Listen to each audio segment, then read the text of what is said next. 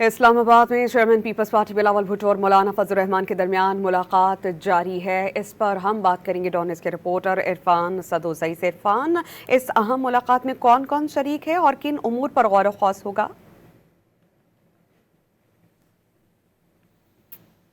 ये खबर इस्लामाबाद से है, जहां पर पीपल्स पार्टी के चेयरमैन बिलावल भुट्टो और मौलाना फजल रहमान के दरमियान मुलाकात का सिलसिला जारी है। हमारे साथ मौजूद है डॉनिस के रिपोर्टर इरफान सदोसई। इरफान, बिलावल के अलावा और कौन कौन मौजूद है इस मुलाकात में और किन उमूर पर गौर होगा?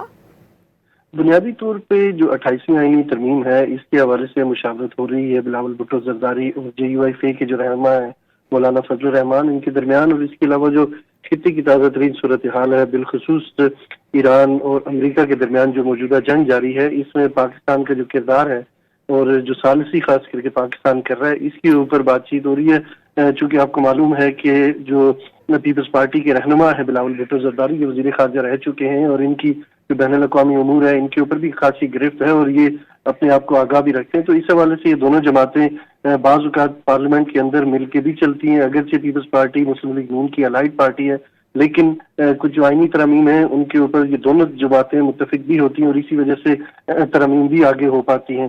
तो आज जो 28वीं तरमीम है मुतवक्किल तौर पर पार्लियामेंट में जो पेश की जानी है, उसके ऊपर और बुनियादी तौर पर जो खित्ते की ओवरऑल सूरत हाल है, उसके ऊपर बातचीत हो रही है। जी, बहुत शुक्रिया, आप हमें अपडेट कर रहे थे इरफान।